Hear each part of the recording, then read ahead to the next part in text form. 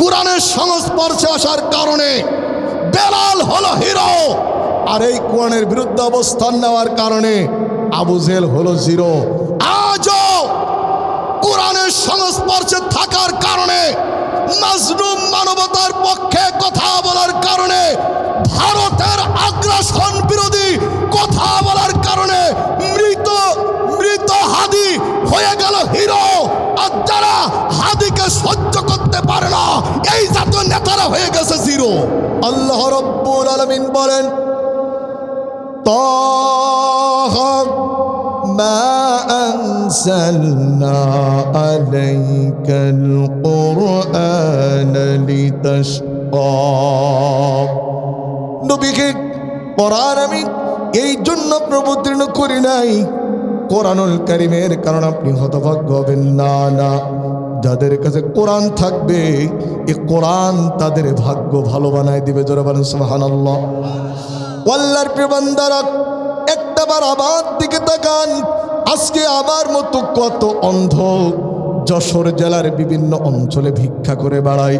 আজকে আমার মতো অনেক অন্ধ বাজারে বাজারে ঢোল বাজিয়ে গান বলে বেড়ায়। আমিও তাদের মতো একজন। আপনারা বলেন, আমিও তাদের কাতারে একজন।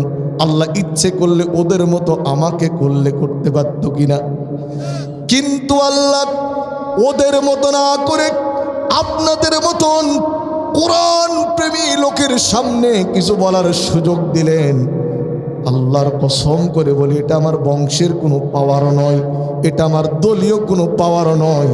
আজকে যে আপনাদের সামনে কিছু কথা বলতে পারছি, এর একমাত্র কেবলমাত্র কারণ হলো আল্লাহর কোরআন। যে কোরআন আমার মতো অন্ধ মানুষটাকে মর্যাদা বাড়িয়ে নিম্ন স্তর থেকে উচ্চ স্তরে বসতে দিল। এই কোরআন যদি আপনি ব্যক্তি, পরিবার, সমাজ, রাষ্ট্রে মেনে নেন, এ কোরআন আপনাকে জান্নাত পর্যন্ত পৌঁছায় দিবে। এরপর আর একটা হাদিস শোনেন। আল্লাহ রাসূল বলেন, ইন্নাল্লাহা আর উমর ইবনুল খাত্তাব রাদিয়াল্লাহু তাআলা আনহু আন্নাহু ক্বাল قال رسول الله صلى الله عليه وسلم إن الله يرفع بهذا الكتاب أقواما ويضع بآخرين। হযরত উমর রাদিয়াল্লাহু তাআলা বলেন, আমি নবী করিম সাল্লাল্লাহু আলাইহি সাল্লামের কণ্ঠে শুনেছি, এই কোরআনকে যারা মহব্বত করবে, কোরআনকে যারা ভালোবাসবে, কোরআনের শাসন ব্যবস্থা যারা মেনে নিবে, যারা কোরআনের সংস্পর্শে দ্বারা থাকবে, তারা যদি জিরো থাকে আল্লাহ পাক তাদেরকে হিরো বানিয়ে পুরস্কার দেবে। আর যারা নাকি এই কোরআনের বিরুদ্ধে অবস্থান নেবে, আল্লাহর কোরআনকে যারা পছন্দ করবে, আল্লাহর কোরআনকে যারা সমাজ এবং রাষ্ট্র থেকে মিটিয়ে দেওয়ার পরিকল্পনা করবে, আল্লাহর কোরআন থেকে কথা বললে যারা জঙ্গিবাদ, মৌলবাদের গন্ধ পাবে, তারা যত বড় হিরো হোক, আমার আল্লাহ পাক তাদেরকে জিরো বানিয়ে দেবে। এই মাহফিলে যারা আমরা এসেছি, আমরা প্রত্যেকেই কি হতে চাই? একটু জবান খুলুন, কি হতে চাই? সবাই চাই তো? সাহস আছে? হাতটা একটু আল্লাহকে দেখান। নারায়ে তাকবীর। ও ভাই, থাক থাক থাক, আর দরকার নেই। আওয়াজ কি সামিয়ানা পর্যন্ত গেছে? নির্বাচন যত তাড়াতাড়ি আসছে, চার পাতিওয়ালারা পাতির দাম বাড়াচ্ছে। এই এক কাপ চা আর একটা পান খেয়ে লোকজন যা ঠেলাঠেলি করতেছে, তোমার ভাই, আমার ভাই, উল্লুক ভাই, ভাল্লুক ভাই, ভাল্লুক ভাইয়ের চরিত্র ফুলের মতো পবিত্র, নামাজ পড়ে না, একক তো ইয়াবা গাজার ভক্ত। এক কাপ চা আর একটা পান খেয়ে যদি পাতি নেতার মিছিলে এত জ্বর হয়, আমাদেরকে অক্সিজেন দিচ্ছেন কে? আমাদেরকে খাবার দিচ্ছেন কে? চলার তৌফিক, বলার তৌফিক দিয়েছেন কে? আল্লাহ দেওয়া জমিনের উপরে বসবাস করার পর, আল্লাহ দেওয়া রিজিক খাওয়ার পর, আল্লাহর নামের তাকবীর দেয় না যারা, সবচাইতে নেমক হারাম হচ্ছে তারা।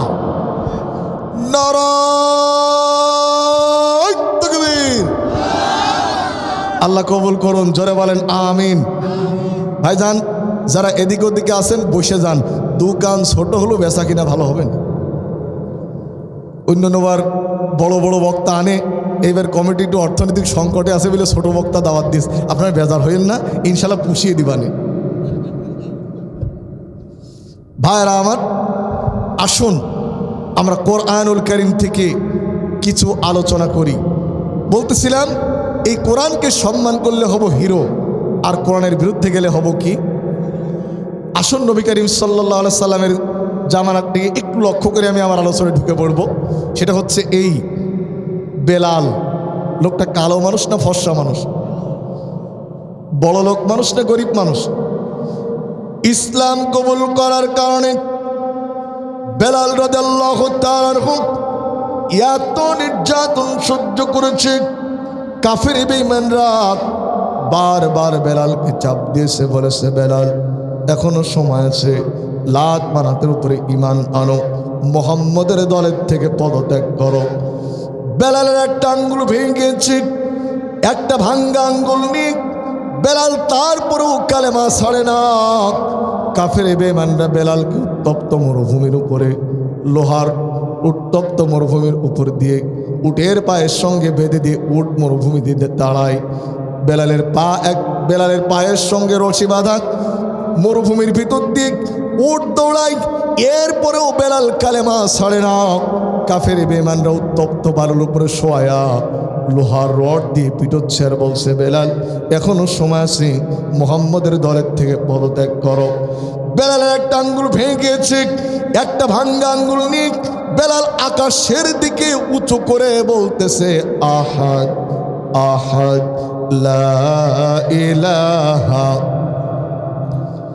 লা ইলাহা ইল্লাল্লাহু মুহাম্মাদুর রাসূলুল্লাহ। বেলালের কপাল খুলে গিয়েছিল কোরআনের সংস্পর্শে আসার কারণে। বিশ্বনবী মসজিদ নববীর ইমাম ছিলেন, ওই মসজিদের মুয়াজ্জিন ছিলেন বেলাল।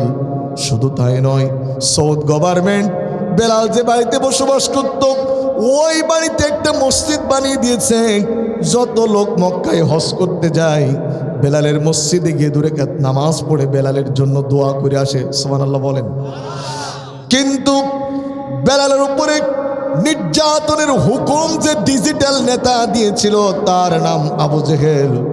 সৌদি সরকার আবু জেহেলের বাড়িতে একটা ঘর করে দিয়েছে, কিন্তু আবু জেহেলের বাড়িতে কেউ দোয়া করার জন্য যায় না, যায় আবু জেহেলের বাড়িতে সবাই পেশাব এবং পায়খানা করার জন্য। কোরআনের সংস্পর্শে আসার কারণে বেলাল হলো হিরো, আর এই কোরআনের বিরুদ্ধে অবস্থান নেওয়ার কারণে আবু জেহেল হলো জিরো। আজও কোরআনের সংস্পর্শে থাকার কারণে, মাজলুম মানবতার পক্ষে কথা বলার কারণে, ভারতের আগ্রাসন বিরোধী কথা বলার কারণে মৃত হাদি হয়ে গেল হিরো।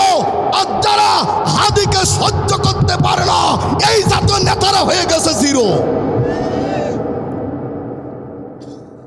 ভাইয়েরা আমার, আসুন আমরা আল্লাহর কোরআন থেকে কিছু আলোচনা শুনি। আপনাদের কষ্ট হবে? আর একটা ভূমিকা দিয়েই আপনাদের মাঝে আলোচনা শুরু করতে চাই। তাহলে এই আপনাদের অঞ্চলে হার্বাল কোম্পানির লোকজন ঔষধ বিক্রি করতে এসেছে, এটা কি আপনাদের নজরে কখনো পড়েছে? আচ্ছা বলেন, ওরা কি এসেই ওষুধ বেচা শুরু করে? আইসে প্রথমে একটা মেয়ে মানুষ দিয়ে গান বলায়, আর মেয়ে আছে যেখানে বাংলার পাবলিক, মেয়ে মানুষ গান বলল, বাংলার লোকজন এক জায়গায় হয়ে গেল। এবার কোম্পানির এমডি মেয়েটার হাতের থেকে মাইক্রোফোন তুলে বলে, ভাইয়েরা আমার, আমাদের এই প্রোগ্রামে দাঁড়ানো আগে পকেট সাবধান। এই যে কোম্পানির লোকজন জনগণের পকেট সাবধান করতে বলল, আপনারা আমাকে বলেন কোম্পানি কি জনগণের স্বার্থে বলেছেন নিজের স্বার্থ? নিজের স্বার্থটা কি? ছাতার পকেট মার যদি আগেই পকেট নিয়ে চলে যায়, ওর ওষুধ ঢাকায় ফেরত হবে, বিক্রি হবে না, আর মাস শেষ ওর বেতনও বেরাবে না। এই জন্য ওর স্বার্থে বলে পকেট সাবধান। প্রশ্ন করতেন, হুজুর আসছেন কোরআনের আলোচনা করার জন্য, এ জায়গায় আবার এই হার পাল্টানোর কি দরকার? কোরআনের মাহফিলে বসার আগেও শয়তান হতে সাবধান হওয়া লাগবে। শয়তান আবার 2 প্রকার। কথা বলেন কয় প্রকার? মিনাল জিন্নাতি ওয়ান নাস, এক প্রকার জিনের ভিতরে আর এক প্রকার মানুষের ভিতরে। মিয়া ভাই, জিন শয়তান যে কাজ পারে না, এ মানুষ শয়তান সে কাজ করেই ছাড়ে। জিন শয়তান আউযুবিল্লাহ বললে ভেগে যায়, জিন শয়তান আল্লাহু আকবার বললে ভেগে যায়, মানুষ শয়তান আল্লাহু আকবারের ভিতরে রাজাকারের গন্ধ পায়। এই জন্য উভয় প্রকার শয়তানের হাত থেকে আমাদেরকে বাঁচাতে পারে কে? জোর হলো না, আরো জোরে, তালে তালে, আর একবার জোরসে মারুন। ও ভাই, আমি কিছু সময় আল্লাহর কথাগুলি বলবো, তার আগে বলে দিই, ছাগল দিয়ে যেমন হাল চাষ হয় না, কানা বক্তা দিয়েও তাফসির করানো যায় না। তারপরেও অন্তত অন্তত কিছুটা তো চেষ্টা করা যেতে পারে নাকি? তা আপনারা থাকবেন তো? জীবনে তো ভালো বক্তার ওয়াজ বহুত শুনলেন, এখান থেকে জাস্ট 1 ঘন্টা কয়েক মিনিট আমি আপনাদের থেকে সময় নেব, থাকবেন তো ইনশাল্লাহ? আল্লাহ কবুল করুন, জোরে বলেন আমিন। সবাই পড়ুন, আউযু বিল্লাহি মিনাশ শাইতানির রাজিম, বিসমিল্লাহির রাহমানির রাহিম। ওয়ালাকাদ আতাইনা দাউদা ওয়া সুলাইমানা ইলমা وقال الحمد لله الذي فضلنا على كثير من عباده المؤمنين। সবাই বলেন আল্লাহু আকবার। অপারেটর ভাই, মাইকটা খুব ভালো, তবে এই সাইডতে আরেকটা সাউন্ড দরকার, মানে হলে আমার জন্য একটু সুবিধা হতো। আল্লাহ পাক বলেন, ওয়ালাকাদ আতাইনা দাউদা ওয়া সুলাইমানা ইলমা, আমি দাউদ এবং সুলাইমানকে জ্ঞান দিয়েছিলাম, আর এই জ্ঞান পাওয়ার পর তারা আমার শুকরিয়া আদায় করেছে, আর তারা বলেছে, আল্লাহ তুমি আমাদেরকে অনেক মুমিনদের ভিতর থেকে শ্রেষ্ঠত্ব দান করেছো। সম্মানিত হাজিরিন, দাউদ এবং সুলাইমান সম্পর্কিত আল্লাহ এই জায়গায় কথা বলেছেন কোরআনুল কারীমের সূরাতুল নামল। আমি আপনাদের সামনে সূরা নামলের 15 নম্বর আয়াতে কারিমা তেলাওয়াত করছি। আল্লাহ বলেন, আমি দাউদ এবং সুলাইমানকে জ্ঞান দিয়েছিলাম, এই জ্ঞান পাওয়ার পর তারা আমার শুকরিয়া আদায় করেছে। কিয়ামতের দিন আল্লাহ রাব্বুল আলামিন তার বান্দাদেরকে 5টা প্রশ্ন করবেন। এর ভিতরে অন্যতম একটা প্রশ্ন, বান্দা আমি যে তোমাকে জ্ঞান দিয়েছিলাম, এই জ্ঞানটা তুমি কিভাবে কাজে লাগিয়েছো? এই জ্ঞান মানুষেরা ভালো কাজেও লাগায়, আবার কেউ এই জ্ঞান খারাপ কাজেও। এই জ্ঞান দিয়ে কত লোক তো গাড়ি আবিষ্কার করে মানুষের চলার পথে দুর্ভোগ কমিয়েছে। এই জ্ঞান কাজে লাগিয়ে কত লোক তো সড়ক পথ, নৌপথ তৈরি করেছে। এই জ্ঞান কাজে লাগিয়ে কত লোক মানুষের ভিতরে শিক্ষার আলো বিস্তার করেছে। অনুরূপভাবে এই জ্ঞান কাজে লাগিয়ে কেউ কেউ বিদেশের মাটিতে বসে বাংলাদেশকে অস্থিতিশীল করার চেষ্টা করছে। এই জ্ঞান কাজে লাগিয়ে কেউ কেউ তো পুরনো ট্যাবলেট আবার নতুন করে বেচার চেষ্টা করছে। বন্ধুগণ, এই জ্ঞান কাজে লাগিয়ে কত লোক মানুষের কল্যাণ করে, আর এই জ্ঞান কাজে লাগিয়ে কত লোক তো বোনের জমি, ভাইয়ের জমি জাল দলিল করে নেয়। আল্লাহ আমাদেরকে জ্ঞান ভালো কাজে লাগাবার তৌফিক দান করুন, সবাই বলেন আমিন। বন্ধুগণ, আল্লাহ রাব্বুল আলামিন এখানে দাউদ এবং সুলাইমান সম্পর্কে আলোচনা করেছেন। দাউদ ছিলেন একটা দেশের প্রেসিডেন্ট, সুবহানাল্লাহ বলেন।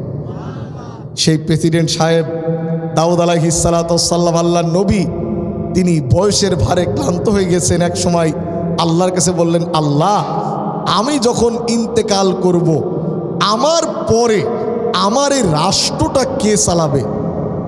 নবী তো, নবীর ভিতরে একটু টেনশন জেগেছে, আল্লাহ আমার এই রাষ্ট্রটা কে চালাবে? আল্লাহ রাব্বুল আলামিন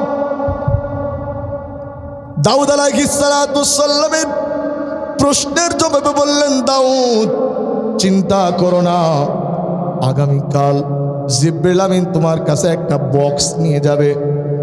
তোমার রাষ্ট্রের জনগণ এই বক্সের ভিতরে কি আছে যদি কোনো ব্যক্তি বলতে পারে, পরবর্তী প্রেসিডেন্ট আল্লাহ পাক তোমার পরবর্তী প্রেসিডেন্ট তাকে বানিয়ে দিবেন। জোরে বলেন আল্লাহু আকবার।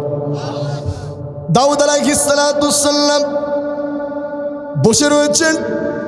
পরের দিন জিবরিল আমিন একটা বক্স নিয়ে এলেন। দাউদ তার এলাকার বুদ্ধিজীবীদেরকে ডেকে বললেন, ও বুদ্ধিজীবীরা, আল্লাহ পাক আমার কাছে একটা বক্স পাঠিয়েছে, তোমরা কি বলতে পারো বক্সের ভিতরে কি আছে? বুদ্ধিজীবী কয়টা ফার্স্ট ক্লাস লেটার নিয়ে ফেল করলো, ওরা বলতে পারলো না। দেশের সুশীল সমাজকে ডাকলেন, ও আমার দেশের সুশীল সমাজেরা, তোমরা কি বলতে পারো নাকি? বলতে পারলো না। শেষমেশ দাউদ আলাইহিস সালামের সন্তান সংখ্যা ছিল 19 জন। জোরে বলেন কতজন? এনজিওর আমাদেরকে ট্যাবলেট খাওয়াচ্ছে, দুটো সন্তানের বেশি নয়, একটা হলে ভালো হয়, কয়েকদিন পরে বলবে ছাতা না হলে ভালো হয়। তো না হলে যদি ভালো হয় তাহলে মরে গেলে খাটলা টানবে কিনা? বারা আমার দাউদ আলাইহিস সালাম তার 19 জন সন্তানকে ডেকে বলল, আমার সন্তানেরা, আল্লাহ পাক একটা বক্স পাঠিয়েছে, এই বক্সের ভিতরে কি আছে তা কি তোমরা বলতে পারো নাকি? বড় সন্তান বলছে, আব্বু বক্সটা খুলে দেন, তাহলে বলছি। এটা তো আপনি আমি হলো খুলে দিলে তো সবাই পারতাম, কি বলে ঠিক কিনা? বড় সন্তান বলতে পারলো না, মেজ সন্তান বলতে পারলো না, তারপরের জন এভাবে করে কোনোটাই যখন বলতে পারলো না, সব শেষ সুলাইমান আলাইহিস সালাম তিনি আল্লাহর কাছে চুপে চুপে একটা দোয়া করলেন, আল্লাহ তুমি যদি মনে করো আমি সুলাইমানের দেশের প্রেসিডেন্ট হলে ভালো হয়, তুমি যদি মনে করো আমি সুলাইমান এই দেশের প্রেসিডেন্ট হলে ভালো হয়, আল্লাহ তাআলা এই বক্সের ভিতরে কি আছে তুমি আমার বলার তৌফিক দান করো। আল্লাহু আকবার বলবেন না? আল্লাহ রাব্বুল আলামিন জিবরিল আমিনকে পাঠিয়ে দিলেন। জিবরিল আমিন চলে এসে বললেন, ও সুলাইমান, তোমার কাকতি মিনতির কারণে আল্লাহ পাক তোমার উপরে খুশি হয়ে গিয়েছে, তুমি তোমার আব্বুর কাছে বলে দাও বক্সের ভিতরে 3টা বস্তু আছে। সর্বশেষ দাউদ আলাইহিস সালাম তার পুত্র সুলাইমানকে জিজ্ঞাসা করলেন, বাবা তোমার কোনো ভাইরা বলতে পারলো না বক্সের ভিতরে কি আছে? দেশের বুদ্ধিজীবী থেকে শুরু করে সুশীল কুশীল কেউ বলতে পারলো না, তুমি কি বলতে পারো বক্সের ভিতরে কি আছে? সুলাইমান বলেন, আব্বু আপনি যদি দোয়া করেন, আমার আল্লাহ যদি দয়া করে, আমি বক্সের ভিতরে কি আছে তা বলতে পারবো। জোরে বলেন আল্লাহু আকবার। দাউদ আলাইহিস সালাম বললেন, বাবারে দেশের কোন জনগণ বলতে পারলো না, তোমার 18 জন ভাই বলতে পারলো না, তুমি বলছো তুমি বলতে পারবে। বাবা তুমি জলদি করে বলে দাও বক্সের ভিতরে কি আছে, আমার জানার ইচ্ছা হয়। দাউদের যদি বক্সের ভিতরে কি আছে জানার ইচ্ছা হয়, আজকে তাফসীরুল কোরআন মাহফিলের জনগণ আপনাদেরও জানার দরকার আছে না নাই? একটু জিকির করেন লা ইলাহা, আরো জোরে লা ইলাহা।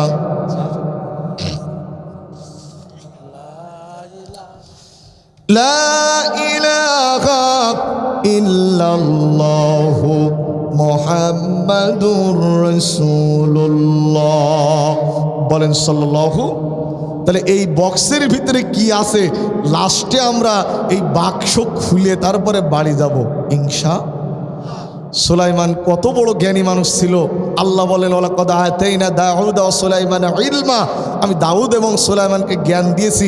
সুলাইমান কত বড় জ্ঞানী মানুষ ছিল বলবো নাকি? আর একটা ঘটনা, একবার দাউদের কাছে এক বুড়ি মহিলা এসে বললেন, আল্লাহ নবী দাউদ, বাতাস আমার আটা নিয়ে চলে গেছে, আপনি আটার বিচার করে দেন।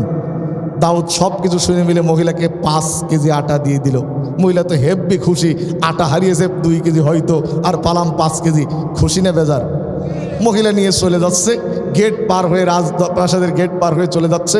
এরপর সুলাইমান বলছে, আপনি কোথায় গেছিলেন? তোমার আব্বুর কাছে গেছিলাম। কেন? আটার বিচার চাইতে। আব্বু কি বলবো? 5 কেজি আটা দিয়েছে। বলে আপনি ফের যান, গিয়ে বলেন আল্লাহ নবী আটার দরকার নেই, আপনি বিচার করে দেন। মহিলা ফের এসে বলছে, আল্লাহ নবী আমার আটার প্রয়োজন নেই, আপনি বিচার করে দেন। দাউদ আলাইহিস সালাম মেয়েটাকে 10 কেজি আটা দিয়ে দিয়েছে। খুশি না বেজার? আরেকটু জোরে বলেন, খুশি না বেজার? চলে যাচ্ছে, বলে কি বললো? বলে এবার 10 কেজি দিয়েছে।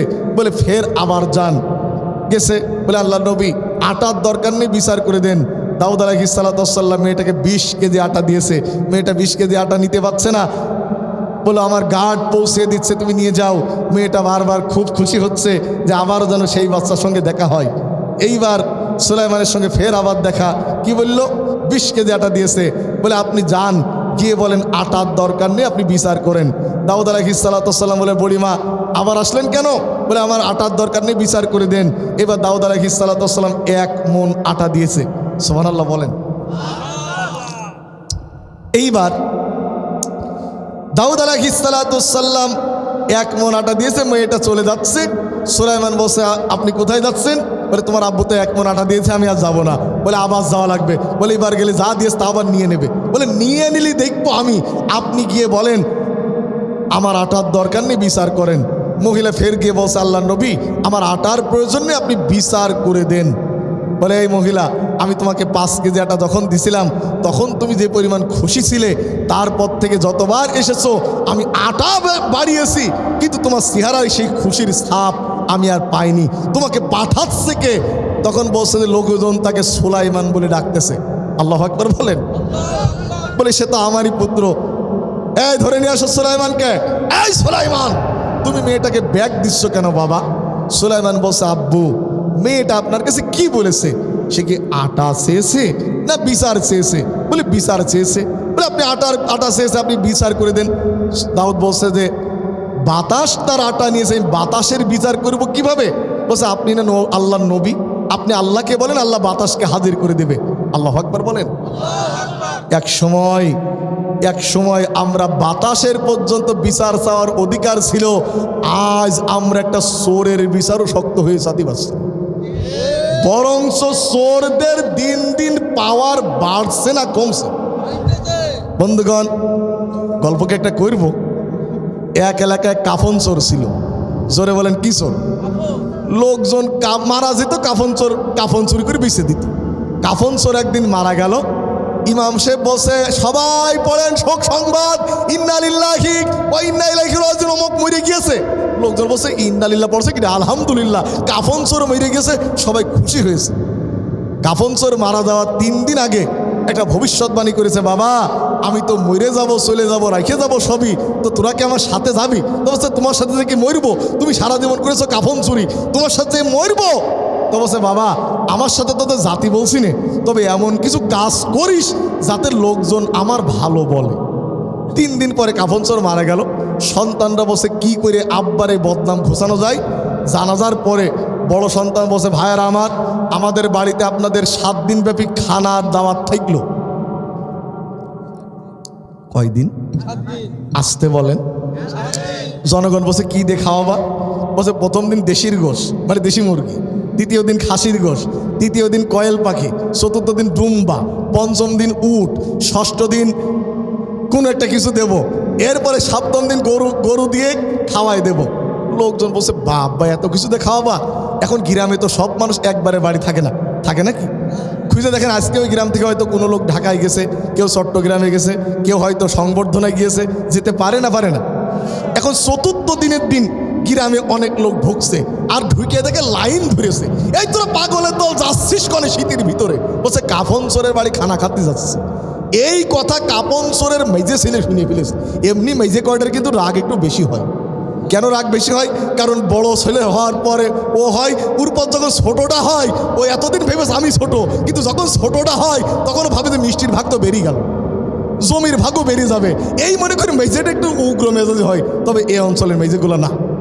এখন মেজেটার কানে চলে গেছে যে কাফন চোরের নাম, এত খানা করার পরে বাপের নাম কাফন চোর। বলছে মিয়া ভাই খানা বন্ধ কর। বলে কে? বলে এখনো লোকজন বাপের কাফন চোর বলছে। বলে 3 দিন পার হোক, দাঁড়া। 7 দিন কমপ্লিট করেছে।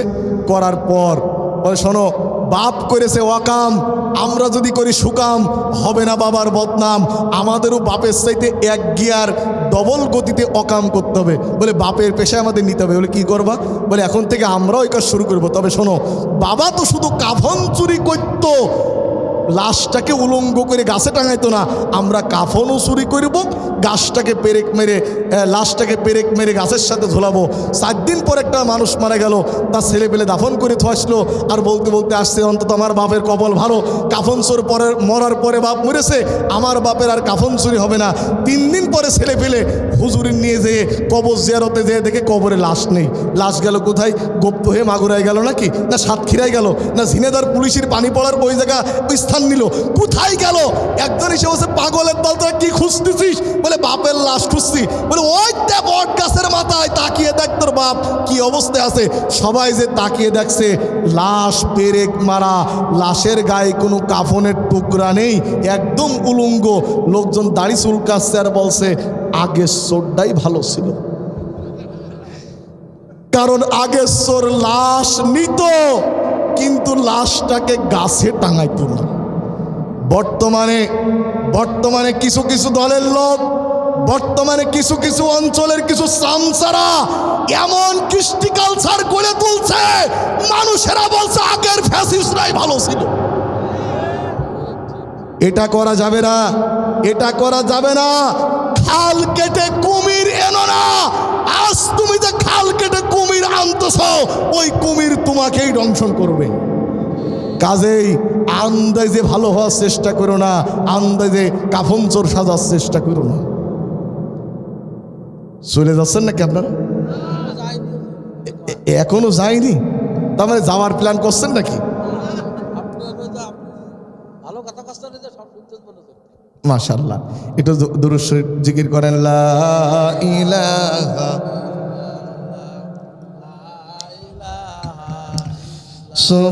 সুবহানাল্লাহ আলহামদুলিল্লাহ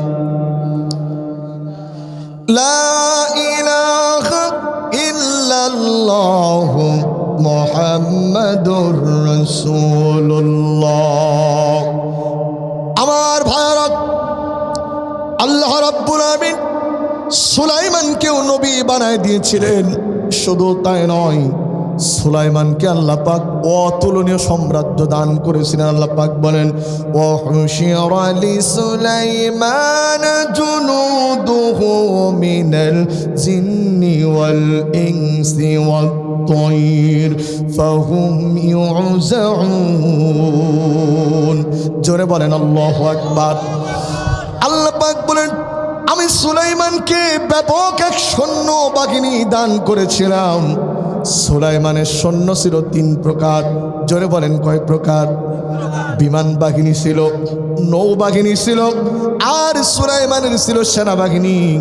সুলাইমানের পক্ষে জমিনে যুদ্ধ করত মানুষেরা, নৌপথে যুদ্ধ করত জিনেরা, আর আকাশ পথে সুলাইমানের পক্ষে যুদ্ধ করত জিনেরা, আকাশ পথে যুদ্ধ করত পাখিরা। প্রশ্ন করতে হবে হুজুর পাখিরা কি যুদ্ধ করতে পারে? আলাম তারা কাইফা ফাআলা রাব্বুকা বিআসহাবিল ফিল আলাম ইয়াজআল কাইদাহুম ফি তাদলিল ওয়া আরসালা আলাইহিম তায়রান আবাবিল। জোরে বলেন আল্লাহু আকবার। সুলাইমানকে আল্লাহ পাক ব্যাপক শক্তি দান করেছিলেন, অতুলনীয় সাম্রাজ্য আল্লাহ পাক সুলাইমানকে দিয়েছিলেন। তামাকে তরল বানাবার ক্ষমতা আল্লাহ পাক সুলাইমানের হাতে দিয়েছিলেন।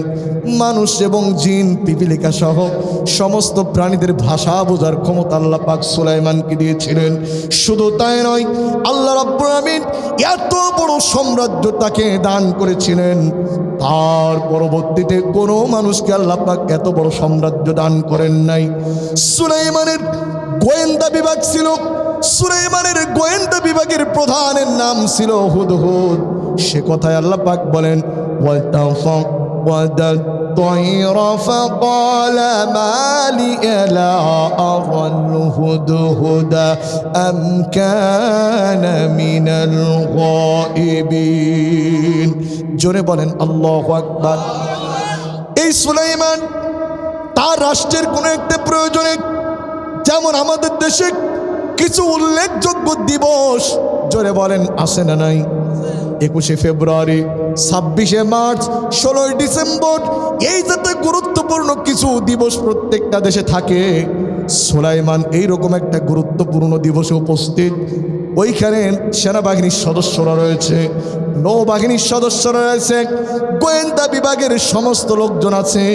কিন্তু সুলাইমান তাকিয়ে দেখলেন সবাই এই জায়গায় উপস্থিত, কিন্তু তার গোয়েন্দা বিভাগের হেড হুদহুদ পাখি এই জায়গায় উপস্থিত নেই। الطير فقال ما لي لا أرى الهدهد أم كان من الغائبين لأعذبنه عذابا شديدا أو لأنهجبه أو ليأتيني بسلطان مبين। সুলাইমান বলল, আমার কি হলো? আমি সবাইকে দেখি, হুদহুদকে দেখতে পাচ্ছি না কেন? তিনি কিন্তু প্রথমে তার নিজের দোষ স্বীকার করলেন। আমার কি হলো? আমি সবাইকে দেখি, হুদহুদকে দেখি না কেন? আজ আমাদের নেতাগুলি যা হয়েছে, নিজের দলের দোষ স্বীকার করে না, অন্যদের দোষ ধরায় ওরা হেব্বি ব্যস্ত। নিজের চার বউ একটারও খোঁজ খবর নেয় না, আর একজনের ডবল বিয়ের বিচার করতে যায়। এরকম শেষরা নেতা বাংলাদেশে আসে না নাই? সুলাইমান বললেন, আমার কি হলো? আমি সবাইকে দেখি, হুদহুদকে দেখতে পাচ্ছি না কেন? লাউ আযিবান্নাহু, তোমরা তাকে ধরে নিয়ে আসো, অবশ্যই আমি তাকে জবাব করব, অথবা তাকে শাস্তি দেব। আজ যদি সে তার অনুপস্থিতির কারণ বর্ণনা করতে পারে, আমি তাকে ক্ষমা করে দেব। সুলাইমান রাগের বশবর্তী হয়ে হুদহুদের বিরুদ্ধে আইন পাশ করলো। অবশ্যই আমি তাকে শাস্তি দেব, অবশ্যই আমি তাকে জবাব করব, অবশ্যই আমি তাকে শাস্তি দেব। আজ যদি সে তার অনুপস্থিতির কারণ বর্ণনা করতে পারে, আমি তাকে ক্ষমা করে দেব। আমার বন্ধুগণ, বিচারক তিন প্রকার। জোরে বলেন, কয় প্রকার? এক প্রকার বিচারক হলো যেই বিচারক সত্য শুনলো, জানলো, ন্যায়ের পক্ষে বিচার করলো। এই বিচারক কিয়ামতের দিন আল্লাহর জান্নাতে যাবে। জোরে বলেন সুবহানাল্লাহ। আর এক বিচারক এসকে সিনহার মতো, আপনার উবাইদুল হাসানের মতো দলের নেত্রীকে খুশি করার জন্য গণভবনে আগের রাত্রে রায় লিখে পরের দিন ঘোষণা দিয়েছে। এই জাতীয় বিচারকগুলি দুনিয়ায় ধরা খাবে, আখেরাতে ধরা খাবে। দুনিয়ায় যে ধরা খাবে, মানিকের মতো বিচারক ধরা খাওয়ার পরে বিসি হারিয়ে ফেলবে। আমার ভারত তিন নাম্বার ওই বিচারক যে বিচার শুনেনি, জানেনি, কল্পনা অতীত রায় দিয়েছে, এই বিচারকও জাহান্নামে যাবে। আমার বন্ধুগণ, সুলাইমান যেহেতু রাগের বশবর্তী হয়ে একটা রায় দিয়েছে, আল্লাহ পাক সুলাইমানকে থামিয়ে দিয়ে বলল, সুলাইমান তুমি এই রকম বিচার করতে পারো না। তিনি বললেন, তোমরা হুদহুদকে ধরে নিয়ে আসো, আমি অবশ্যই তাকে শাস্তি দেব। কেউ হুদহুদকে ধরতে যাওয়া লাগলো না। কিছুক্ষণ পরে হুদহুদ পাখি এসে বলছে, ফামাকাথা গায়রা বাঈদিন ফাকালা আহাত্তু বিমা লাম তুহিত বিহি ওয়া জি'তুকা মিন সাবাইন বিনাবাইন ইয়াকিন। জোরে বলেন আল্লাহু আকবার। কি ভাই, এত কথা হচ্ছে কেন?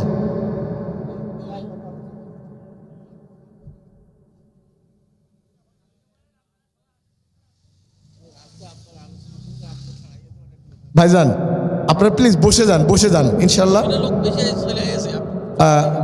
একটু জিকির করেন, লা ইলাহা, সাদেক ভাই,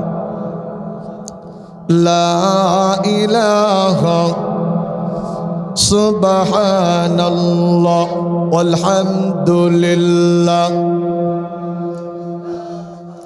লা ইলাহা ইল্লাল্লাহ মুহাম্মাদুর রাসূলুল্লাহ।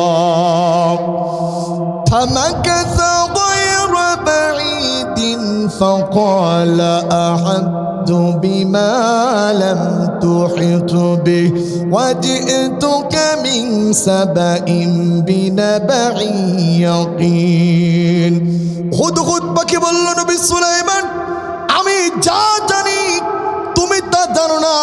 জোরে বলেন সব কিছু যিনি জানেন তিনি কে? আরেকটু জোরে বলেন তিনি কে? হুদহুদ পাখি বলছে নবী সুলাইমান আমি যা জানি তুমি তা জানো না। ও নবী আমি এই দেশে ছিলাম না, আমি ছিলাম সাবা দেশে। আমি সাবা দেশে গিয়ে দেখলাম ইন্নী ওয়াজাদতু মুরাতান তামলিকুহুম ওয়া উতিয়াত মিন কুল্লি শাইইন ওয়া লাহা আরশুন আযীম। ও নবী সুলাইমান আমি সাবা দেশ থেকে ঘুরে এসেছি। সাবা দেশে গিয়ে দেখলাম ওই দেশে একজন রানী নেতৃত্ব দিচ্ছে, নাম তার বিলকিস। জোরে বলেন নাম তার কি? ওই দেশে একজন রানী নেতৃত্ব দিচ্ছে, নাম তার বিলকিস। এমন কোন নিয়ামত নাই যে আমার আল্লাহ পাক ওই রানীকে দেয় নাই। বিশাল বড় একটা সিংহাসন আমার আল্লাহ পাক ওকে দান করেছেন।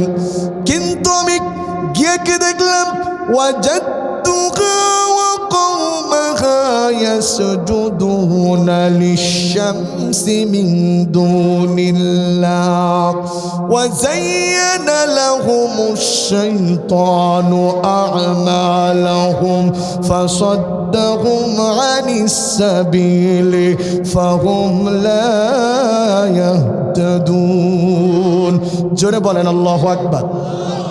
অপারেটর ভাই সাউন্ডটা বাড়িয়ে দাও ভাই, আমার একটু কষ্ট হয়ে যাচ্ছে ভাই। বারামত ইউনিট কেটে যায়, কালকে ঠিক করে নিও তারটা লাগায়। বারামত হুদহুদ পাখি বলছে নবী সুলাইমান আমি গিয়ে দেখলাম এমন কোন নিয়ামত নাই যে আমার আল্লাহ পাক ওদেরকে দান করে নাই। কিন্তু যে জিনিসটা দেখে আমি আশ্চর্য হয়ে গেলাম সে জিনিসটা হলো ওই দেশের রানী এবং তার প্রজারা, ওই দেশের রানী এবং তার প্রজারা আল্লাহ পাককে বাদ দিয়ে সরাসরি সূর্যকে সেজদা করছে। নাউজুবিল্লাহ বলেন। সেজদা হবে কার জন্য? কুল ইন্না সলাতি ওয়া নুসুকি ওয়া মাহইয়ায়া ওয়া মামাতি লিল্লাহি রাব্বিল আলামিন। নিশ্চয় আমার নামাজ, আমার কুরবানি, আমার বেঁচে থাকা, আমার মরে যাওয়া, চিৎকার করে বলেন সব হবে কার জন্য? কিন্তু অনেকে নামাজ পড়ে আল্লাহর জন্য, ভোট দেয় দাড়ি চাষা গোপিয়াটা গাজায় মারে দম এই জাতীয় নেতাদের জন্য। উনি একেবারে নামাজ পড়ে জান্নাত কিনে ফেলছে, মনে করছে জান্নাতের উঁচু বারান্দায় আমি বসবো। ওরে আমার হাওয়া যাবা, ওই মুখী বাতসা খাবা। সব কিছু হবে কার জন্য? ইয়াকা না'বুদু ওয়া ইয়াকা নাস্তাঈন। আয় আল্লাহ তোমার ইবাদত করি, তোমার কাছে সাহায্য চাই। ইবাদত করব কার? ওয়া মা খালাকতুল জিন্না ওয়াল ইনসা ইল্লা লিয়া'বুদুন। মহান আল্লাহ পাক বলেন আমি মানুষ এবং জিন যাদেরকে তৈরি করেছি, এই মানুষ এবং জিন একমাত্র শুধুমাত্র কেবলমাত্র গোলামি করবে কার? মসজিদের ভিতরে গোলামি হবে যে আল্লাহর, মসজিদের বাইরেও গোলামি করতে হবে কার? আলা লাহুল খালকু ওয়াল আমর। জেনে রাখো সৃষ্টি যার, আইন চলবে কার? আরেকটু জোরে। কিন্তু আমরা আল্লাহর আইনের ব্যাপারে কথা বলতে গেলে বলে হুজুর আমি রাজনীতি ফাজনীতি বুঝিনি, আর ভোট দেওয়ার সময় নৌকোয়া ধান ছাড়া কিছু চোখেই দেখে না।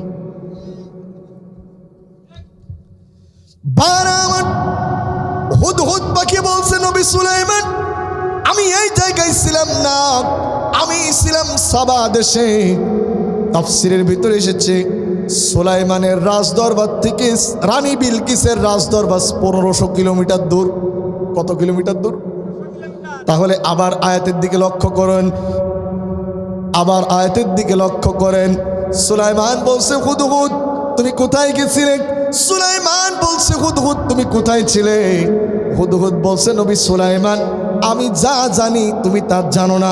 বোঝা গেল সুলাইমান জ্ঞানী হতে পারে, কিন্তু হুদহুদের মতো খবর রাখার ক্ষমতা তার নাই। কিন্তু কারণ তিনি হচ্ছে গায়েবের খবর জানে না। গায়েবের খবর জানে কে? জোর হলো না? আরো জোরে সবাই বলেন আর একবার। কিন্তু আমাদের দেশে জোয়াটালা, সোয়াটালা, মোসলা, গোপলা এরা গায়েবের খবর জানে। এদেরকে আমরা মাঝে মধ্যে বাবাও বলি। আমি আমার আলোচনায় বলে থাকি আমার হিন্দু ভাইরা হয়েছে মা নিয়ে ব্যস্ত, আর মুসলমান কয়টা হয়েছে বাপ নিয়ে ব্যস্ত। হিন্দুদের মা দুর্গা, মা কালী, মা সরস্বতী, আর মুসলমানদের দয়াল বাবা, গনি বাবা, ন্যাংটা বাবা, সলেমান বাবা, বাবারে বাবা, ওরে বাবা, আরু আছে খাওয়া বাবা। বিভিন্ন ভণ্ড বাবার জিকির বাংলাদেশে আছে না নাই? ওহিনাম তোমার লাগবে কাজে মিজানের বেলাওয়ারে, ওই নাম তোমার লাগবে কাজে হাসরের বেলাওয়াই। হৃদয় খোলে মধুর সরে গাওরে বাবার গাওয়ানার, হৃদয় খোলে মধুর সরে গাওরে বাবার গাওয়ান। জোরে কর নাউজুবিল্লাহ। হৃদয় খুলে বলতে হবে কার নাম? এ মুসলমান জবান খুলে বলেন কার নাম? আল্লাহর নাম নিয়ে বাঁচতে চাই, আল্লাহর নাম নিয়ে মরতে চাই। যদি প্রয়োজন হয় আল্লাহর নামকে ধারণ করতে গিয়ে, আল্লাহর নামের মর্যাদা রক্ষা করতে গিয়ে উসমান হাদি ভাইয়ের মতো ভারতীয় অগ্রাসন বিরোধী ভূমিকা রাখতে গিয়ে জীবন দেওয়া রাখতে পারে, জান দেওয়া রাখতে পারে, এমনকি শাহাদা বরণ করতে হতে পারে। কারা কারা প্রস্তুত? হাত তোলা, আল্লাহকে দেখান।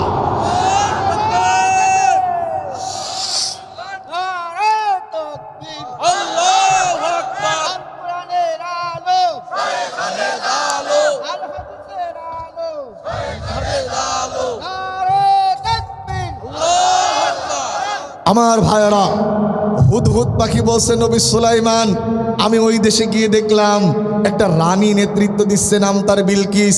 বিশাল বড় একটা সিংহাসন, আর রানী এবং তার জনগণ মিলে আল্লাহ পাককে বাদ দিয়ে সূর্যকে সেজদা দিচ্ছে। চন্দ্রকে সেজদা দেওয়া হারাম, সূর্যকে সেজদা দেওয়া হারাম। ঠিক অনুরূপভাবে মূর্তি পূজা করা হারাম, শিরিক। ঠিক অনুরূপভাবে কোন মুসলমানের জন্য মানব রচিত মতবাদ চাইতে বুঝা, মানব রচিত মতবাদের পক্ষে আন্দোলন করাও শিরিক। আল্লাহ বলেছে ওয়ালা তুতি আমরাল মুসরিফিন আল্লাযীনা ইফসিদুনা ফিল আরদি ওয়ালা ইউসলিহুন। আল্লাহ বলেছে ওদের নেতৃত্ব মেনো না, যারা জমিনের উপরে তোমাদেরকে ফাসাদ শিখায়, যারা জমিনের উপরে পুরনো মাল নতুন প্যাকেটে আমদানি করে আলেমদেরকে রাজাকার বলতে শিখায়। আল্লাহ বলছে তাদের নেতৃত্ব মানিস নে। আল্লাহ বলেন আলা লানাতুল্লাহি আলা যালিমিন আল্লাযীনা ইফসিদুনা ফিল আরদ। আল্লাহ বলেন ওই সমস্ত নেতাদের উপর আল্লাহ লানত যারা নতুন করে জমিনের উপরে বিশৃঙ্খলা তৈরি করে। বন্ধুগণ, আলেমদেরকে একটা ভূমিকা আছে, আলেমদের ভূমিকা আছে সমাজে আল্লাহর আইনের জন্য কাজ করা, লড়াই করা, সংগ্রাম করা। কিন্তু আমরা দুর্ভাগ্যজনক দেখছি কুরবানির ঈদের সময় যেমন হাটে নতুন নতুন গরু অনেক টাকাতে বিক্রি হয়, আমরা দুর্ভাগ্যজনক দেখছি একবিংশ শতাব্দীতে নতুন বাংলাদেশে কুরবানির গরুর মতো কিছু আলেম বাতিলের পাঁচ হাঁটা দালালে রূপান্তরিত হয়েছে। আলেমদের অনেক সম্মান আল্লাহ দিয়েছেন, আলেমদের অনেক সম্মান আল্লাহ পাক দিয়েছেন। আলেমদেরকে আল্লাহ গালিও দিয়েছে। প্রমাণ দেব? জোরেন বলবো? আলেমদের অনেক সম্মান। আল্লাহ কোরআনের ভিতরে আলেমদেরকে শক্তভাবে দুটো গালি দিয়েছে। আল্লাহ বলেন ওয়াতুলু আলাইহিম নাবা আল্লাযী আতাইনাহু ফানসালাখা মিনহা ফাআতবাউশ শায়াতিন ফাকানা মিনাল গাবিন ওয়ালাউ শি'না লারাফা'না ওয়ালাকিন্নাল্লাহা আখরাজাহু ইলাল আরদ ওয়াত্তাবা হাওয়াহু ফামাসালুহুম কামাসালিল কালব। আল্লাহ আলেমের কথা বলতে বলতে বলতে বলতে আল্লাহ বলল ওই আলেমের দৃষ্টান্তে এমন যেই কুকুর ওর উপরে বোঝা থাকলেও হাঁপায়, না থাকলেও হাঁপায়। আল্লাহ আলেমের কথা সূরা আরাফের 175 নম্বর আয়াতে বলতে বলতে একজন আলেমকে আল্লাহ কুকুরের সঙ্গে তুলনা করলো। কথা আল্লাহর না মুল্লার? আরেকটু জবান করে বলেন আল্লাহর না মুল্লার? এইবার বাড়ির কাজ তো সূরা জুমার ভিতর আল্লাহ পাক বলেন মাসালুল্লাযীনা হুমিলুত তাওরাতা কামাসালিল হিমারি ইয়াহমিলু আসফারা। আল্লাহ বলছে ওই আলেমদের দৃষ্টান্ত এমন যেই গাধার পিঠের উপরে চিনির বোঝা থাকে অথচ গাধারটাই নিয়ে মরে কিন্তু স্বাদ পায় না।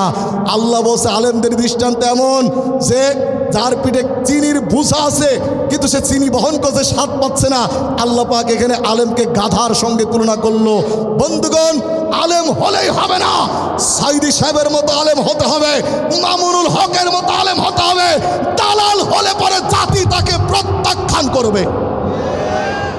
আজ আমাদের অনেকের কারণে নাস্তিক মুরতাদরা আমাদের বিরুদ্ধে কথা বলে, শুধুমাত্র আমাদের অনৈক্যের কারণে। কথা কি দু একটা বলবো? চলে যাচ্ছেন না তো আপনারা? এই মন্দিরের ঠাকুর আর ওই মন্দিরের ঠাকুর এ দুই দাদা জীবনে ঝগড়া হইল না। এই মসজিদের হুজুর আর ওই মসজিদের হুজুরের মিল হচ্ছে না। কি নিয়ে আমাদের অমিল?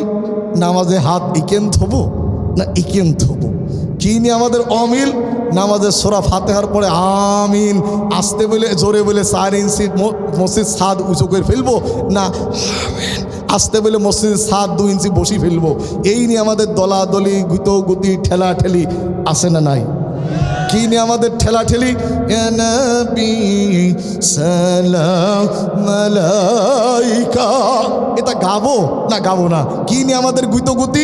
নামাজে ফরজ নামাজ পড়ে দোয়া হবে নাকি হবে না, এই নিয়ে দলাদলি ঠেলাঠেলি গুতোগুতি আছে না নাই? বন্ধুগণ, এক বাড়িতে বাড়িওয়ালা 3 হুজুরের দাওয়াত দিয়েছে। কয় হুজুরের? বোর কাছে যেয়ে বলছে 3 এক জায়গায় করিস। বলে কি রান্না করেছো? বলে পায়েস। চেনেন আপনারা? যশোর না চিনার তো কোনো প্রশ্নই আসে না। কি রান্না করেছে? আরেকটু জোরে। তা বাড়িওয়ালা বলছে শোন, আজকে যেহেতু 3 এক জায়গায় করেছে, এই 3 কিন্তু যে 1 প্লেটে খাওয়াবো। খামসা প্লেটটা বের কর। খামসা প্লেট চেনেন তো? যারা আমার বিয়ের সময় দিছিল এই এত বড় একটা প্লেট, এক জায়গায় খাসির গোশ, এক জায়গায় গরুর গোশ, এক জায়গায় রান ইত্যাদি ইত্যাদি। তো একজন বলছে হুজুর এই দেখেন প্লেটের 1 আইল আর ওই দেখেন প্লেটের 2 আইল। খামসা প্লেট চেনেন তো?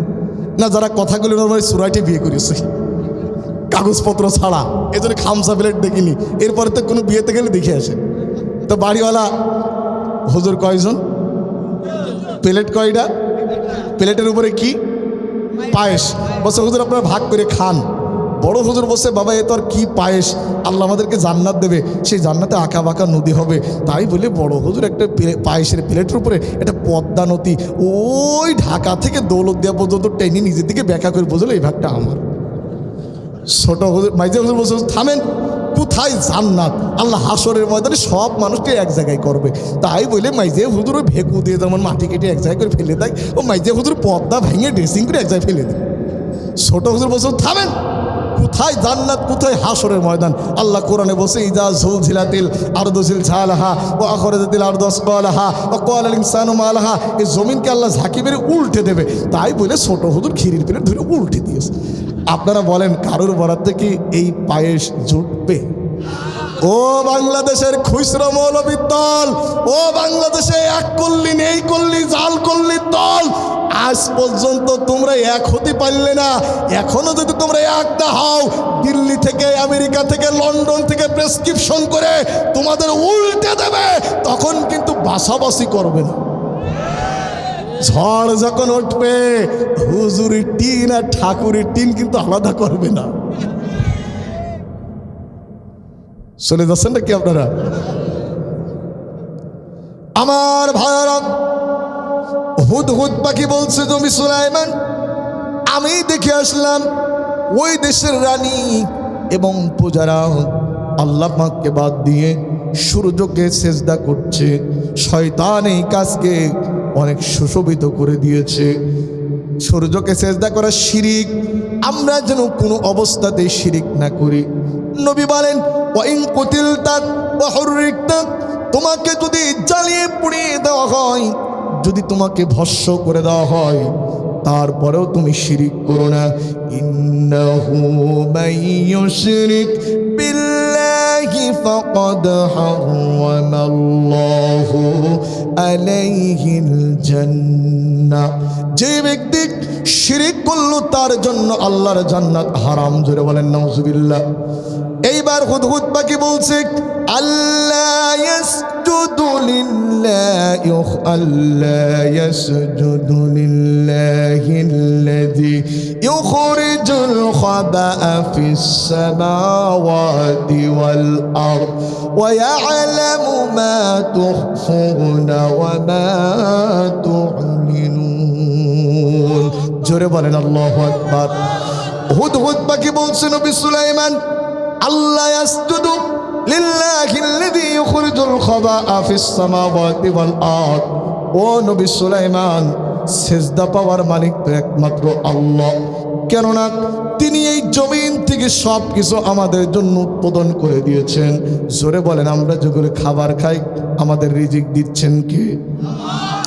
وما من دابة في الأرض إلا على الله رزقها। এই পৃথিবীর ভিতরে এমন কোনো বিচরণশীল জীব নাই যে জীবের রিজকের দায়িত্ব আল্লাহ তার নিজ হাতে উঠায় নেয় নাই। জোরে বলেন আল্লাহু আকবার।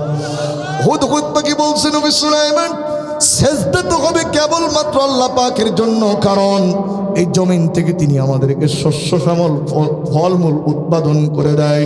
আর তোমরা যা কিছু প্রকাশ করো, যা কিছু গোপন করো, তা জানে কে? কোন চুক্তি কার সঙ্গে করা হয়েছে কেউ জানে না, একজন যিনি জানে, জোরে বলেন তিনি কে?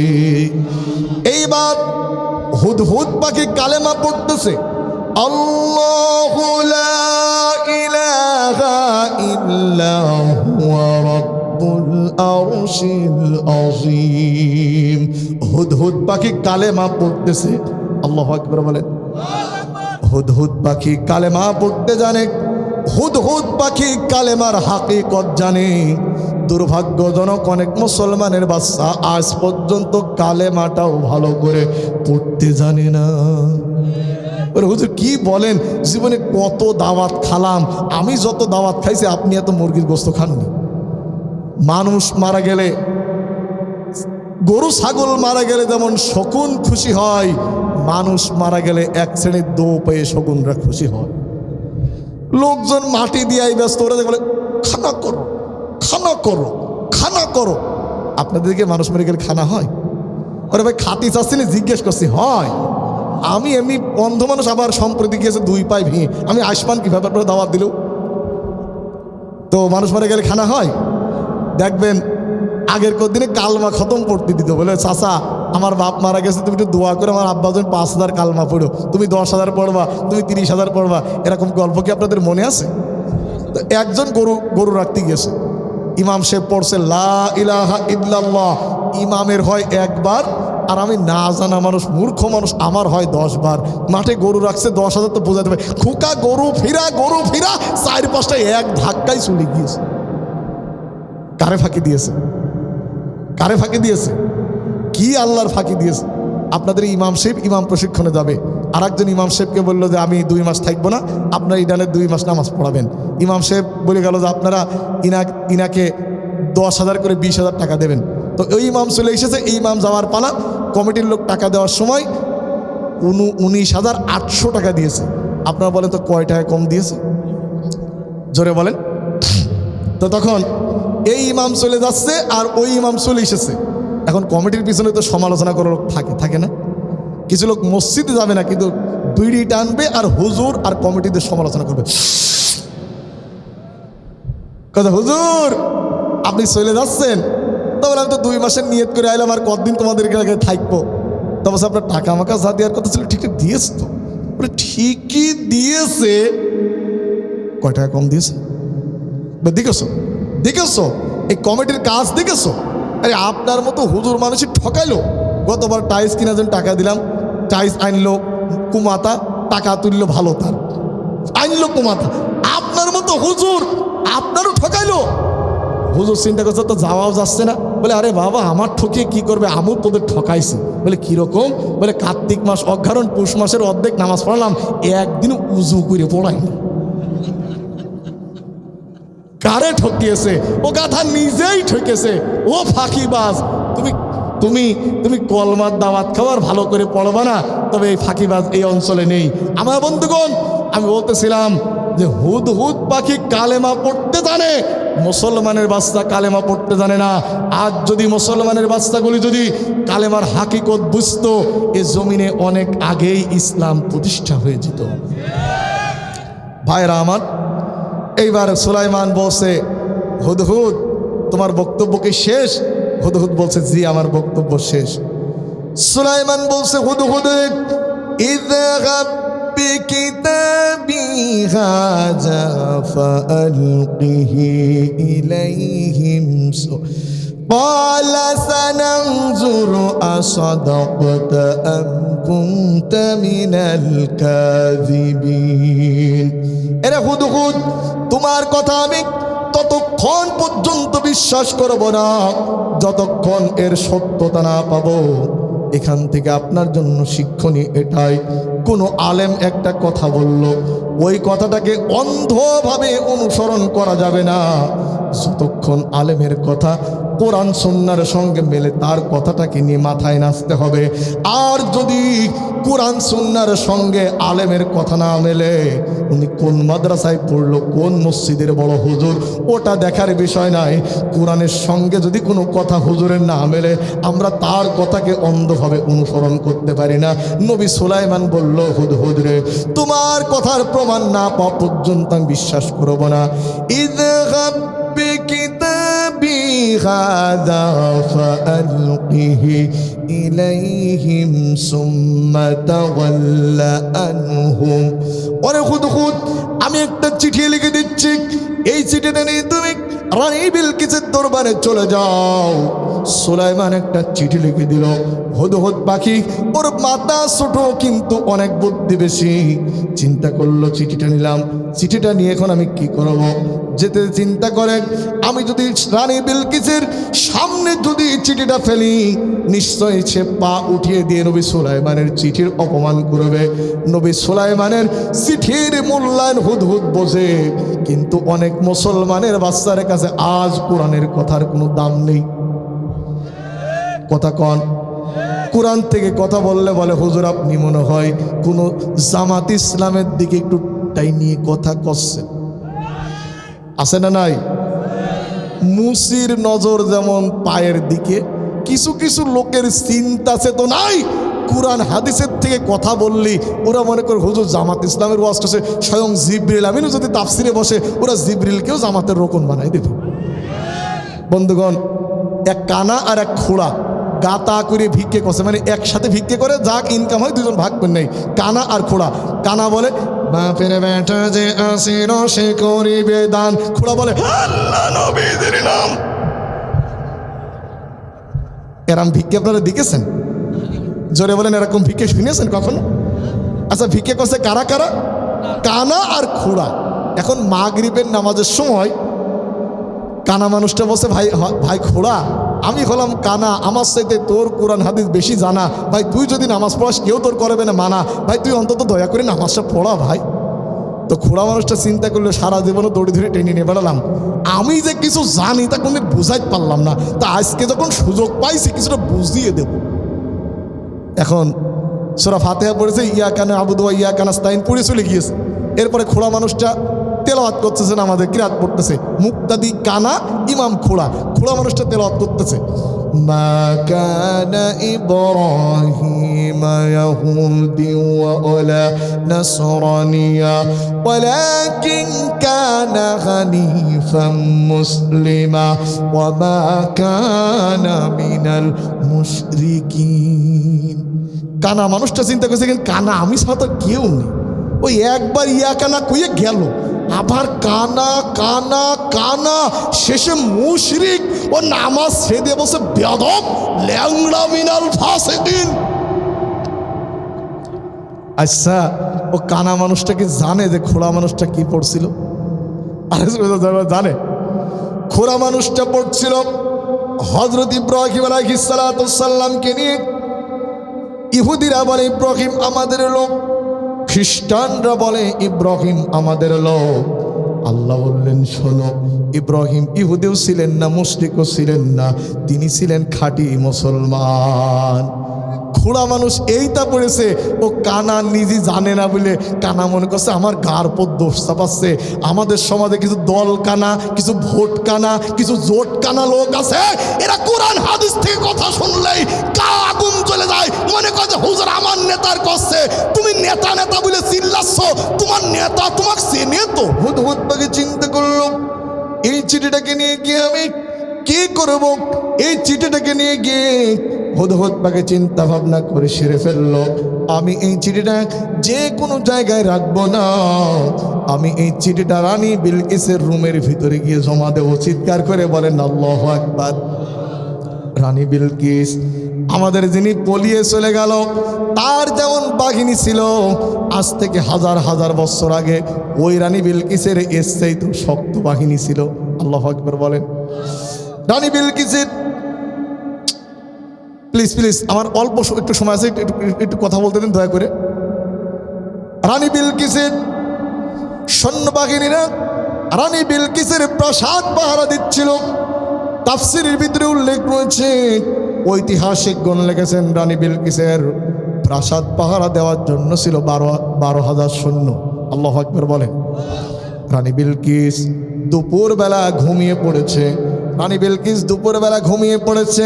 হুদহুদ পাখি চিন্তা করল আমি এই চিঠিটা নিয়ে গিয়ে রানী বিলকিসের বুকের উপরে রাখবো। রানী বিলকিসের ঘুম কিছুক্ষণ পরে ভেঙে গেল। ঘুম ভাঙার পরে রানী বিলকিস দেখতেছে একটা ভার ভার লক্ষ্য করা যায়। এই যে কোরআনের আল্লাহর ওহীর একটা ভার আছে, এই যে আপনারা বসে আছেন, আল্লাহর কসম করে বলি বাইরে যেমন শীত, কোরআনের মাহফিলে কিন্তু ওই রকম শীত নেই। সুবহানাল্লাহ বলেন। এটা কোরআনের একটা ভার, কোরআনটা একটা ভার জিনিস। ভাইরা আমার, রানী বিলকিস বুকের উপর একটা ওহীর ভার লক্ষ্য করলেন। রানী বিলকিস ভার লক্ষ্য করে বুকের উপর হাত রেখে দেখে একটা ছোট্ট একটা চিলকুট। চিলকুটটা সেইতে তার ভারের ওজন যেন বেশি। রানী বিলকিস চিলকুটটা হাতে নিয়ে প্রথমে 3টা চুমা খেয়েছে। আপনারা বলেন রানী বিলকিস চিঠিটার সম্মান করলো না অপমান করলো? সম্মান করেছে। রুমের থেকে বাইরে যাওয়ার পর সেনাবাহিনীর সদস্যদেরকে ডেকে বললেন, ও আমার সেনাবাহিনীরা, তোমরা আমার রুমটা কেমন পাহারা দিয়েছ? তোমরা আমার রুমটা কেমন পাহারা দিয়েছ? সেনাবাহিনীর সদস্যরা বলল, রানী আল্লাহর কসম করে বলে একটা পিপিলিকা পর্যন্ত যেতে দেয় নাই। রানী বিলকিস বলল, পিপিলিকা যদি না যেতে দাও, এত বড় চিঠি কোন কায়দায় রুমের ভিতরে গেল? আল্লাহু আকবার বলেন। রানী বিলকিস মনে মনে ভাবতেছে, যেই লোক আমার সৈন্যদের চোখ ফাঁকি দিয়ে, আমার সৈন্যদের চোখ ফাঁকি দিয়ে আমার রুমের ভিতরে চিঠি পাঠাতে পারে, না জানি সে আমার প্রাণ পাখিও সে নিয়ে যেতে পারে, আমাকে হত্যাও করার ক্ষমতা তার আছে। আল্লাহু আকবার বলেন। ক্ষমতা হারানোর ভয়ে রানী বিলকিসের মাথায় আর কাজ করছে না। বর্তমানে অনেক বিলকিসের উত্তরসূরিদের ক্ষমতা হারানোর মাথায় আর কিন্তু কাজ করছে না, খালি আজে বাজে কথা বলছে। এক লোকের গরু হারিয়ে গেছে, গরু শুনতেছেন আপনারা? ছেলে গরু, বাপ গরু খুঁজতে খুঁজতে আসছে, ছেলে প্রাইভেট থেকে বাড়ি যাচ্ছে, বলে আব্বা কি করছো? বলে ভাইরে চুপ কর, সে গরু হারিয়ে গিয়েছে। ছেলে বাড়িতে বসে, মা কম্বল টম্বল গোসা, পাবনায় যাইতো, সিট বুকিং দিয়ে আসতে অনলাইন। বলে পাবনায় যাবো কে? বলে আব্বার ভাই বলেছে। বলে দাঁড়া আজকে বাড়ি আসো। বাড়ি আসার পরে বসে, আগো তুমি খোকাকে ভাই বলেছো? বলে মারে এত টাকার গরু হারিয়ে গেলে কি মাথায় কাজ করে? আজকে গরু হারিয়ে যাওয়াতে অনেক নেতার মাথায় কাজ করে না। উসমান হাদির মতন দেশপ্রেমিক লোককে অনেক নেতারা চিনতেই পারে না। ভাইরা আমার, রানী বিলকিস সংসদ কল করল। তিনি বললেন, হে আমার সংসদবৃন্দরা, হে আমার সংসদবৃন্দরা, হে আমার সংসদের স্পিকার, তুমি দ্রুত গতিতে সংসদের কল করো। এইবার স্পিকার সাহেব দ্রুত গতিতে সংসদের কল আহ্বান করলো। হুদহুদ পাখি চিন্তা করলো, আমি আর গাছের মামি গিয়ে পার্লামেন্টের ভেন্টিলেটারের ভিতরে বসে বসে শুনবো ওরা কি সিদ্ধান্ত নেয়, আমি সাথে সাথে সুলাইমানের কাছে ট্রান্সমিট করে দিব। আল্লাহু আকবার বলেন। এইবার সংসদ সদস্যরা চলে এলো। রানী বিলকিস বলছে, قالت يا أيها الملأ إني ألقي إلي كتاب كريم। ওয়ামান নেতৃবৃন্দ, আমার কাছে সম্মানিত একটা চিঠি এসেছে। লোকজন বলল, রানী কোন দেশ থেকে এসেছে, চিঠিটা পাঠালো কে? রানী বিলকিস বলছে, কোনো দেশের নাম লেখা নাই, তবে একটু ইঙ্গিত আছে, ইন্নাহু মিন সুলাইমান ওয়া ইন্নাহু বিসমিল্লাহির রহমানির রহিম আল্লা তা'আলু আলাইয়া ওয়াতুনি মুসলিমিন। জোরে বলেন আল্লাহু আকবার। চিঠিতে লেখা রয়েছে, ইন্নাহু মিন সুলাইমান, এই চিঠি এসেছে সুলাইমানের পক্ষ হতে। ওয়া ইন্নাহু বিসমিল্লাহির রহমানির রহিম, আল্লাহর নামে শুরু।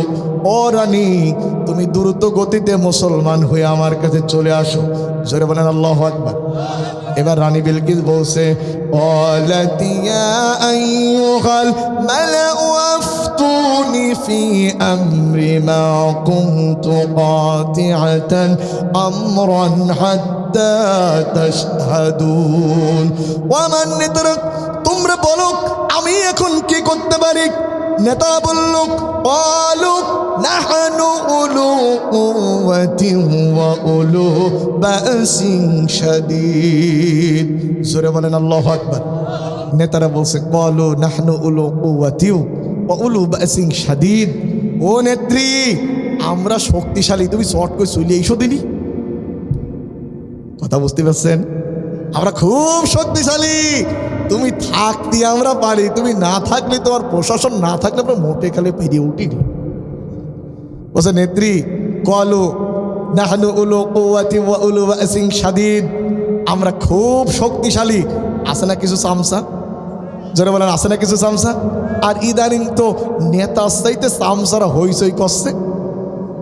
এক নেতার বিয়ে জুটেছে, বিয়ে হবে, কন্যা পক্ষের লোকজন দেখতে এসেছে, ও চামচাও নাস্তা খাওয়ার লোভে ভিতরে ঢুকেছে।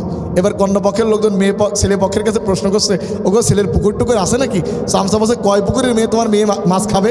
বলছে টাকা মাখা কট্টিক আছে। বলছে কৃষি ব্যাংক, সোনালী ব্যাংক, অগ্রণী ব্যাংক, জনতা ব্যাংক, ডাচ বাংলা ব্যাংক, বিকাশ ব্যাংক, সব ব্যাংকে ছিল, এই জামাত ইসলামকের ব্যাংকে, ইসলামী ব্যাংকে কটা ছিল বলে আমরা সরিয়ে ফেলিছি। বলে বাবা এত টাকা? বলে আম বাগান টাগান আছে নাকি? বলে রাজশাহীর হাড়ি ভাঙ্গা ম্যাংলাম, কত আম খাবে তোমার মেয়ে? এর ভিতরে যার দেখতে এসেছে ওবার আমার মতো ঠক করে একটা কাশি মেরেছে। কন্যা পক্ষের লোকজন বলছে, ছেলের কি কাশিও আছে নাকি? চামচা বসে, শুধু কাশি ও যক্ষাও আছে। আপনারা বলেন তো বিয়ে থাকবে না ভাঙবে? আচ্ছা বিয়েটাতে ভেঙে যাচ্ছে কার কারণে? একটু আস্তে করে বলেন, পাশের লোকের জন্য না শুনে কার কারণে? মাঝে মধ্যে চামচারা শুরু করেছে, ওর কারণে ওর নেতার ফিল্ড হারিয়ে যাচ্ছে। ভাইরা আমার, ওরা বলছে নেত্রী আমরা শক্তিশালী। নেত্রী এবার বলছে, শোনো, ক্বালাত ইন্নাল মুলুকা ইযা দাখালু ক্বরিয়াতান আফসাদুহা ওয়া জাআলু ইজ্জাতা আহলিহা আযিল্লা ওয়া কাযালিকা ইয়াফআলুন। শোনো, কোনো দেশের ভিতরে যদি রাজা বাদশা ঢোকে তাহলে ওই দেশের সম্মানিত লোকগুলিকে বেইজ্জত করে আর সমাজের ভিতরে অন্যায় অশ্লীল দিয়ে ভরে দেয়। সুতরাং আমি কি করব? ওয়া ইন্নী মুরসিলাতুন বিইলাইহিম হাদিয়াতুন ফানাযিরাতুন বিমা ইয়ারজিউল মুরসালিন। আমি ওকে হাদিয়া দিয়ে দেখব, যদি টাকা পালি চুপ হয়ে যায় তাহলে বুঝবো যে নবী টবি না, আমার অর্থ নেওয়ার জন্য আমাকে হুমকি দিয়েছে। আর যদি টাকা দেওয়ার পরেও, যদি হাদিয়া দেওয়ার পরেও যদি চুপ না করে, তাহলে তোমরা শোনো, এই দুনিয়ার সাধারণ মানুষদেরকে টাকা দিয়ে ম্যানেজ করা যায়, আল্লাহর নবীদেরকে টাকা দিয়ে কিনা যায় না। আমি কিন্তু ডিরেক্ট আল্লাহর কোরআন থেকে, ভাই আমি আগেই বলেছি, আমি অন্ধ মানুষ, ছাগল দিয়ে হাল চাষ যেমন হয় না, অন্ধ মানুষদের তাফসির হয় না, তারপরে আমি কিন্তু আয়াত কথা বলছি। আপনারা কি শুনতেছেন? আমার আয়াত পড়া কি আপনারা দেখেছেন? আমি কিন্তু আয়াত আপনাদের সামনে কথা বলে যাচ্ছি। আমার বন্ধুগণ, রানী বিলকিস তার পররাষ্ট্রমন্ত্রীকে ডেকে বলল, শোনো, 10 কেজি স্বর্ণ, 20 কেজি রৌপ্য আর কিছু মূল্যবান সামগ্রী নিয়ে সুলাইমানের দরবারের দিকে আইসো আর এগুলি দিয়ে আইসো, যাও। আপনারা বলেন তোরা এই যে আলোচনা করছে শুনছে কে? না না না, আল্লাহ তো শুনছেই। ওই পার্লামেন্টের ভিতরে কিটা রয়েছে? ও হুদ পাখি সুলাইমানের কি গোয়েন্দা বিভাগের হেড। এইবার হুদ পাখি আস্তে করে ওখান থেকে বের হয়ে গিয়ে বাতাসের কাছে গিয়ে বলল, বাতাস, আমি তো গিয়ে সময় পাবো না, তুমি সুলাইমানের কাছে গিয়ে বলো সুলাইমান যেন এই রাষ্ট্রে থেকে যে হাতিয়া যাবে সুলাইমান যেন টাচ না করে। ওরা 10 কেজি স্বর্ণ, 20 কেজি রৌপ্য, অনেক মূল্যবান ধাতব্য সম্পদগুলি নিয়ে সুলাইমানের রাজ দরবারে গিয়ে দেখলো সুলাইমানের রাজপ্রাসাদের সিঁড়িগুলো স্বর্ণ দিয়ে মোড়ানো। সুবহানাল্লাহ বলে। রাজপ্রাসাদের দেওয়ালে দেওয়ালে স্বর্ণ দিয়ে ডিজাইন করা, নিজেদের উপহার তাদের কাছে নগণ্য লাগলো। সুলাইমান তাদের কাছে একই কথা, তোমাদের রানীকে ইসলাম কবুল করতে বলো, যদি তোমাদের রানী ইসলাম কবুল না করে এমন সৈন্যবাহিনী তোমাদের ভিতরে আমি প্রেরণ করবো যার সঙ্গে তোমরা এবং তোমাদের রানী মোকাবেলা করতে পারবে না। বাঁচতে চাইলে তোমরা দ্রুত আল্লাহর দিকে ফিরে আসো। আমাদেরকেও আল্লাহর দিকে ফিরে আসার দরকার আছে না নাই? নামাজ পড়বো কয় ওয়াক্ত? আসতে বলেন।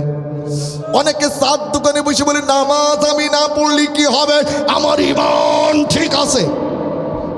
তোমার ঈমান আমি মাইপো। বলে হুজুর আপনি কি দাড়ি পাল্লা নিয়ে আসছেন নাকি? না, তোমার ঈমান মাইপো আমি হাদিস দিয়ে। আল্লাহ রসুল বলে লা দিন আলিমাল্লাহ সালাত আলাহু, যার কাছে নামাজ নেই ওর কাছে দিন নেই, ঈমান নেই। রসুল বলেন বাইনাল আবদি ওয়া বাইনাল কুফরি তারকুস সালাত, কাফের আর মুমিন সিনা যায় নামাজে। রসুল বলেন লা দি মান তারাকা সালাতান মুতাআম্মিদান ফাকাদ কাফারা, ইচ্ছে করে যে ব্যক্তি নামাজ ছেড়ে দিল হাদিস অনুযায়ী কাফের হয়ে গেল। জোরে কোন নাউজুবিল্লাহ। অমিয়া আপনার নাম ভোটার তালিকায় মুসলমান থাকতে পারে, 62 পর্যায়ে মুসলমান থাকতে পারে, আপনার জবির পর্যায়ে আপনি মুসলমান থাকতে পারেন। আপনি যদি 5 ওয়াক্ত নামাজ যদি আদায় না করেন, আপনি আর হরি বাবুর ভিতরে কোনো পার্থক্য নাই। নামাজ আপনাকে আদায় করতেই হবে। জোরে বলেন কয় ওয়াক্ত? প্রশ্ন করে ধরে নামাজ পড়লে কি হবে? আল্লাহ পাক বলেন উতুলু মা উহিয়া ইলাইকা মিনাল কিতাবি ওয়া আকিমিস সালাহ ইন্নাস সালাতা তানহা আনিল ফাহশাই ওয়াল মুনকার। হে নবী, এই কিতাব তেলাওয়াত করো আর নামাজকে আদায় করো। নিঃসন্দেহে নামাজ মানুষদেরকে অন্যায় খারাপ কাজ থেকে বাঁচায় দেয়। অনেকে আছে নামাজও পড়ে শুধু সুবহানাল্লাহ 49 কোটি, আলহামদুলিল্লাহ 37 লাখ, সুদের উপরে টাকা আছে 58 লাখ। টাকার গরমে উনি হয়েছে সভাপতি। কিসের গরমে? ইমাম যদি কড়া কথা জুম্মার দিন বলে, পরের সপ্তাহ আসার আগে ইমাম তালাক, মেয়ে মানুষ তালাক দিতে হয় 3 মাসে 3টে। হানাফি মাযহাবে একবারে 3টে দিলে হয়, কিন্তু ইমাম কড়া কথা বলার কারণে ইমামকে একবারে কয় তালাক। তাই ইমাম আর সুদের বিরুদ্ধে কোনো ওয়াজ টাজ করে না। মসজিদের এক প্রভাবশালী আর এক প্রভাবশালীর বউ নিয়ে চলে গেছে বলে মসজিদে পর্দার ওয়াজ হয় না। আমরা ইমাম, আমরাও তো সালাক কম না, আমাদের কমাই করে খাতে হবে। আমরা ওই 12ই চাঁদের ফজিলত কিনে নিয়ে আসছি, আমরা ওইটা শুক্রবার দিন পড়ি।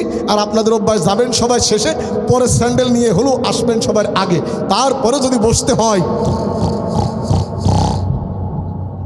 কি হচ্ছে একটু জোরে বলেন, কি হচ্ছে? একটু পরে বলে কাতার সোজা করি, মোবাইল বন্ধ করি। করি কি? আপনি ইমাম, আপনি ওনাদের কাতার সোজা করুন, মোবাইল বন্ধ করুন। বলতেছিলাম নামাজও পড়ে সুদও খায়, এরকম লোক আছে না নাই? সুদের ভিতরে 70টা গুনাহ। 1 নম্বর গুনাহ আল্লাহ এবং রসুলের সঙ্গে যুদ্ধ করা। সবচাইতে ছোট গুনাহ হচ্ছে নিজের মার সঙ্গে নিকাহ করা। ঠিক বলেন না? নাউজুবিল্লাহ বলেন। আর একটা বর্ণনা এসেছে, একটা যে সুদ খায় 36 বার জেনার গুনাহ তার আমল নামায় যোগ হয়। নাউজুবিল্লাহ বলেন। এবার বলেন 1 লাখ টাকা যে সুদ খেয়ে বানিয়েছে তার আমল নামায় কয় লাখ গুনাহ যোগ হয়েছে? 36 লাখ। একটা বেশ্যা নারী তার সারা জীবনেও এত পাপ এতবার করে না যত পাপ এই সুদখোর করেছে।